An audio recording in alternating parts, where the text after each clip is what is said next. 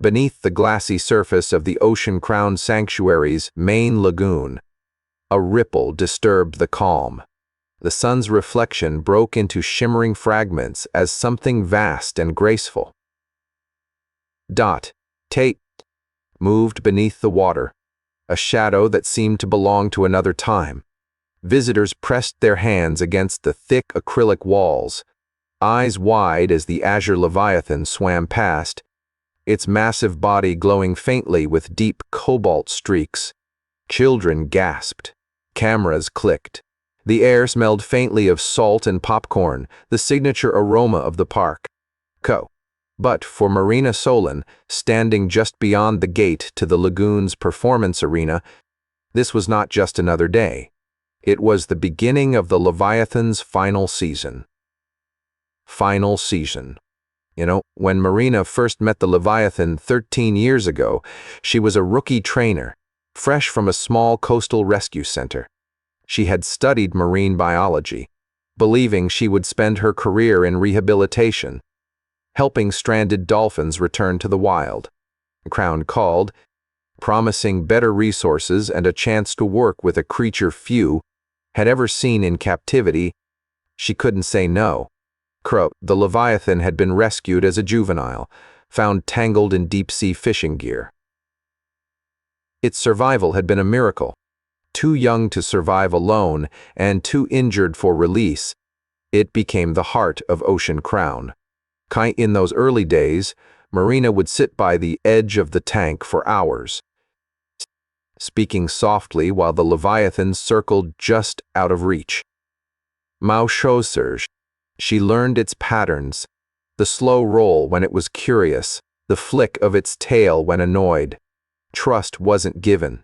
It was earned, one patient gesture at a time. By the time the Leviathan reached full size, the sanctuary had transformed. The azure spectacle became the park's signature show, drawing crowds from across the globe. Tourists came for the shimmering jumps, the spiraling dives, the way the Leviathan seemed to dance to music. Marina had become the face of the program. Her voice narrated every show. Her figure always seen alongside the great creature. On the billboards, she stood in her wetsuit, one hand raised as the Leviathan soared above her in a perfect arc of blue and silver. Behind the scenes, the relationship was deeper. Marina spoke to the Leviathan as if to an old friend, and the creature responded, not with words, but with the fluid grace of movement and the soft clicks and whistles. Only she seemed to understand. But over the years, Marina noticed small changes. The Leviathan's movements grew heavier, its once constant curiosity dimming. It began to skip certain parts of the performance and, pausing mid-routine, to drift toward the deeper part of the pool. The sanctuary's management brushed it off. Seasonal mood changes, they said. Just keep the shows going. The public loves them. Marina knew better. She had worked with rescued sea creatures long enough to see when something wasn't right. But the Leviathan was healthy, according to every medical check. It was something else, a weight she couldn't see, only feel. The day everything changed, it was a bright summer afternoon, when Marina stepped onto the platform for what should have been a flawless mid-season show. The music began, the crowd roared, and the Leviathan emerged from the depths in a shower of water. Halfway through, as Marina gave the signal for the signature spiral breach, the Leviathan stalled. Its body turned toward her, its eye locking onto hers with an intensity that froze her breath. For a heartbeat, the crowd's cheers blurred into silence. Then, without warning, the Leviathan sank beneath the water and stayed there. The music kept playing, but the stage was empty. Marina called again, her voice calm but firm. No response. Minutes passed. The audience shifted uncomfortably. Finally, the great creature resurfaced, but instead of resuming the performance, It swam to the far side of the lagoon and floated still, as if waiting for something only it understood. The show ended early. That night, Marina stayed long after the park closed. She stood at the glass, watching the Leviathan drift in the dim blue lights of the lagoon. It didn't seem angry or sick, just tired. She thought of the years they had shared, the hundreds of shows, the long training sessions, the silent conversations through glass and water. She realized then that the Leviathan didn't owe her another performance. It didn't owe anyone anything. The next morning, she went to management with a proposal to retire the Leviathan from and give it a quieter life in the sanctuary's largest natural seawater enclosure. It wasn't an easy sell. The creature brought in more revenue than any other attraction. But Marina's resolve was unshakable. After weeks of debate, the sanctuary agreed.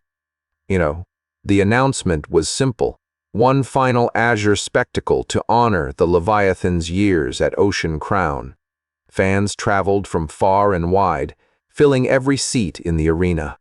The air buzzed with anticipation. As the music began, Marina didn't focus on the crowd. Her eyes were only on the water. The Leviathan emerged with a power she hadn't seen in months. Gliding, spinning, leaping as though it knew this was the last time.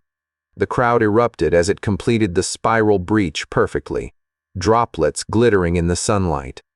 When the finale came, Marina stood at the edge of the platform, hand extended. The Leviathan rose beside her, its massive head breaking the surface. For a moment they stayed like that, two beings from different worlds bound by years of trust. Then, with a final flick of its tail, the Leviathan slipped back into the water, disappearing into the lagoon. In the months that followed, visitors could still see the azure Leviathan, but no longer in choreographed shows. It roamed the vast seawater enclosure, gliding past coral gardens and open currents. Children waved from the underwater viewing tunnel as the great shadow passed overhead. Marina still visited daily, sometimes with a bucket of fish, sometimes just to sit by the shore. The Leviathan always came to greet her, its movements slower now, but peaceful. Ocean Crown shifted its focus to education and conservation, using the Leviathan story to inspire care for marine life. Attendance dipped, but those who came left with something more valuable than entertainment, a reminder of the ocean's beauty and the bonds it can create. Marina often thought back to their last show. She knew she would never share such a connection again. But she also knew that letting go was the purest form of respect. Because the sea, in all its wonder, does not belong to us. And sometimes, the greatest act of love is to set it free.